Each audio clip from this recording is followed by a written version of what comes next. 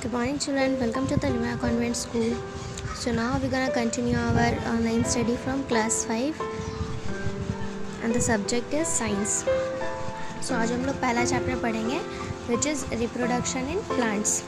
हम लोग अच्छे तरीके से जानते हैं कि रिप्रोडक्शन किसको कहते हैं. प्रीवियस चैप्टर में हम लोग रिप्रोडक्शन का डेफिनेशन बहुत अच्छे से पढ़े थे, है ना. तो आज देख लेते हैं कि रिप्रोडक्शन किसको कहते हैं. जब भी कोई लिविंग थिंग अपने ही जैसे ट्रेट को जन्म देती है, उस प्रोसेस को हम लोग क्या कहते हैं, रिप्रोडक्शन. और इस पूरे चैप्टर में हम लोगों को ये पढ़ना है कि प्लांट्स का रिप्रोडक्शन कैसे होता है, प्लांट्स रिप्रोड्यूस कैसे करते हैं, प्लांट्स अपने ही जैसे को कैसे जन्म देते हैं. Plants continue to live on earth by producing new plants. This is called reproduction. जो प्लांट्स होते हैं वो अपने ही जैसे नए प्लांट को प्रोड्यूस करते रहते हैं और इसी को हम लोग रिप्रोडक्शन कहते हैं. जिस तरीके से इंसान के पास बेबीज़ होते हैं, एनिमल्स के पास यंग वंस होते हैं, जो फ़िश होती है, जो मछलियाँ होती हैं वो अंडे देती हैं जिसकी वजह से उनमें से बच्चे निकलते हैं उनके. बस उसी सेम तरीके से जो प्लांट्स होते हैं वो प्रोड्यूस करते हैं अपने बहुत सारे बॉडी पार्ट्स से, उनके बहुत सारे बॉडी पार्ट्स से वो रिप्रोड्यूस करते हैं, वो अपने ही तरह के नए प्लांट्स को जन्म देते हैं. प्लांट्स जो होते हैं वो 3 तरीके से रिप्रोडक्शन करते हैं. पहला जो उनका प्रोसेस है उसको हम लोग वेजिटेटिव रिप्रोडक्शन कहते हैं. Second reproduction from seeds and then third is reproduction from spores. पहला हम लोग देख लेते हैं vegetative reproduction. So the process by which plant grows from some other parts of a mother plant like stem, roots or leaves is called vegetative reproduction.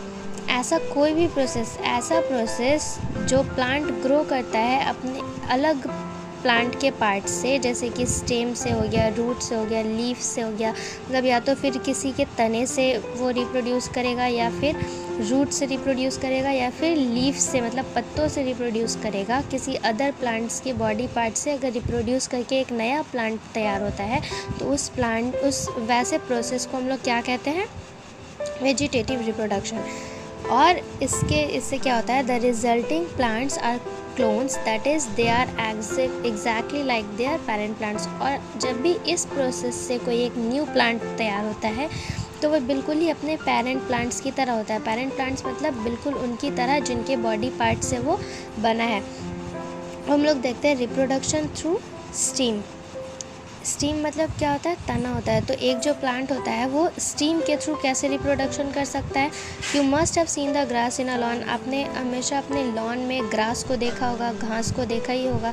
जो steam होते हैं, घास के जो स्टीम होते हैं वो पूरे ग्राउंड में फैले हुए होते हैं और उनके जो नए रूट्स और शूट्स होते हैं वो भी बढ़ते रहते हैं. थोड़े से डिस्टेंस पे ही वो सारे हम लोग ग्रास देखते ही ऑलमोस्ट लॉन में सभी जगह ग्रास देखते हैं.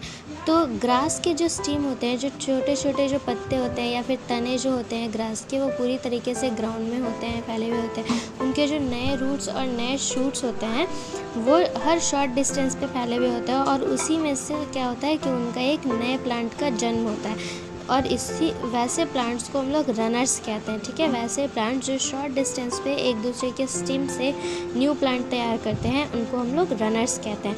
यहाँ पे आ जाते हैं हम लोग. Some plants reproduce by bulbs. A bulb is an underground stem that is surrounded by leaves.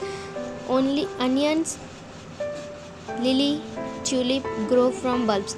कुछ प्लांट्स ऐसे होते हैं जो बल्ब्स के थ्रू रिप्रोडक्शन कहते हैं. अब यहाँ पे बल्ब्स कहने का मतलब वो इलेक्ट्रिक वाला बल्ब नहीं, बल्ब्स कहते हैं जो कि ज़मीन के नीचे एक तरह का हम लोग जो बोलते हैं, जो मोटा जड़ जिसको बोलते हैं, जिनके जड़ बहुत ज़्यादा अंडरग्राउंड फैले हुए होते हैं, उनको ही हम लोग बोलते हैं बल्ब. ठीक है, तो कुछ प्लांट ऐसे होते हैं जो जड़ के माध्यम से, जो मतलब बल्ब्स के माध्यम से भी न्यू प्लांट को तैयार करते हैं. फॉर एग्जांपल अनियन, प्याज, लिली, ट्यूलिप, ये सब, और या फिर पोटैटो, ये सब जितने भी दिख रहे हैं ये सब जड़ के माध्यम से बढ़ते हैं, ये सब बल्ब के माध्यम से एक न्यू प्लांट को रिप्रोड्यूस करते हैं. ठीक है, come to the next page.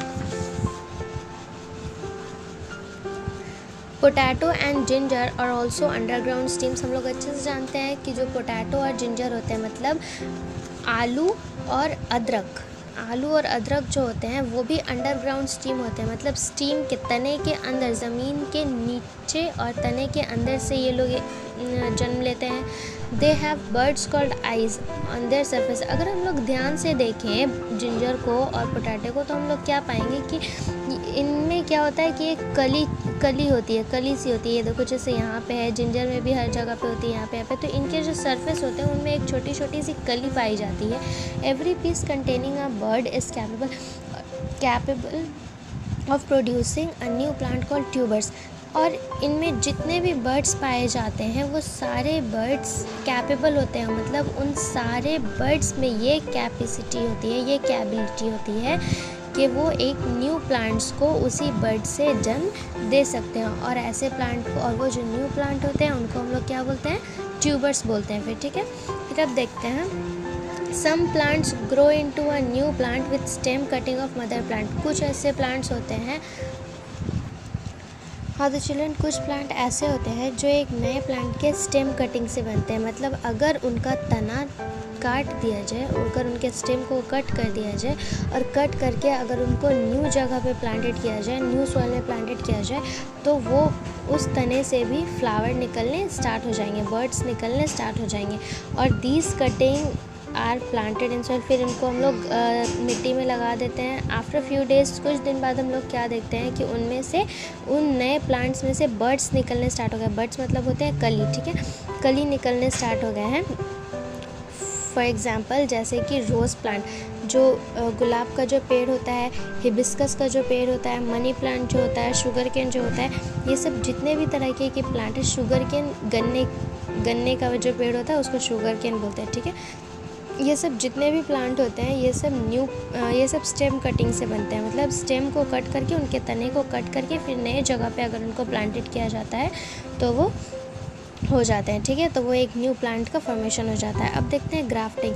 Grafting is an another method in which stem cutting is attached to the shoot of the another plant. If a stem cutting of sweet mango is grafted on the stem of sour mango, it gives sweet mangoes. Grafting एक तरीके का अलग method है, ये भी stem से ही होता है लेकिन एक तरह का अलग मेथड है। ये कैसे होता है कि जैसे एक ही तरीके के दो पेड़ है, ठीक है, मान लो दो पेड़ हैं, दोनों आम के पेड़ हैं। एक आम के पेड़ में मीठे आम बहुत होते हैं और एक आम के पेड़ में खट्टे आम होते हैं, ठीक है। तो अगर हम लोग खट्टे आम वाले पेड़ के इस तने को काट कर मीठे आम वाले पेड़ में लगा देते हैं तो फिर वो जो खट्टा आम वाला जो तना है उसमें से जो मैंगो निकलेगा, उसमें से जो आम निकलेगा वो भी मीठा ही निकलेगा। तो इसको हम लोग कहते हैं ग्राफ्टिंग, कि एक पेड़ के तने को काट कर दूसरे पेड़ के तने में लगा देना, ठीक है। ये था स्टेम कटिंग की, एक के तने को काट कर नीचे मिट्टी में लगा देना, लेकिन ये है ग्राफ्टिंग, तने को काट कर दूसरे प्लांट के, एक न्यू प्लांट के तने में लगा देना। तो वहाँ से भी ये फिर रिप्रोडक्शन कर सकते हैं, ठीक है। आज यहीं तक रहने देते हैं हम लोग, कल से फिर नेक्स्ट क्लास में हम लोग इसके आगे कंटिन्यू करेंगे, ठीक है।